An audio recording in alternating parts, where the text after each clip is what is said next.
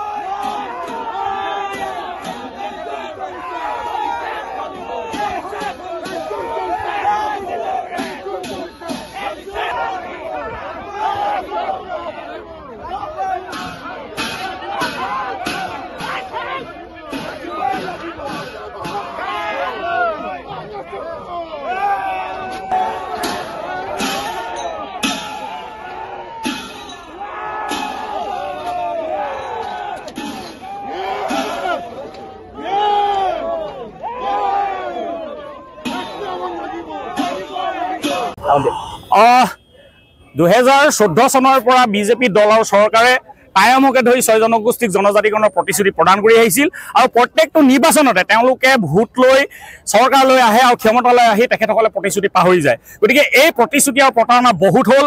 ইয়াৰ বিৰুদ্ধে আজি আহোমসকল সংঘবদ্ধ হৈছে আৰু ৰাজপথলৈ ওলাই আহিবলৈ বাধ্য হৈছে। গতিকে 2025 চনটো ডেডলাইন আৰু 2025 চনৰ ভিতৰতে আমাক জনজাতিকৰণ লাগিব, হয় ৰঙামাটি নহয় গুৱাহাটী। আমি অনন্তকাল জনজাতিকৰণৰ কাৰণে অপেক্ষা কৰি থাকিব নোৱাৰো আৰু এই 2025 চনৰ ভিতৰতে যদি আমাক জনজাতিকৰণ নিদিয়ে তেতিয়াহ'লে এই শৰাইঘাটৰ প্ৰকৃত ৰং কি আহোমৰ ডেকা গাভৰুৱে দেখাই দিব। কাৰণ শৰাইঘাটৰ দ্বিতীয় যুদ্ধ বুলি কৈ তেখেতসকলে আমাৰ ভোট লৈ আমাৰ আৱেগক বন্ধকত দি তেওঁলোকে চৰকাৰ গঠন কৰিলে আৰু আমাৰ আৱেগক লৈ খেলা কৰিবলৈ দিয়া নহ'ব। প্ৰকৃত শৰাইঘাটৰ ৰং কি এইবাৰ আহোমৰ ডেকা গাভৰুৱে দেখাই দিব।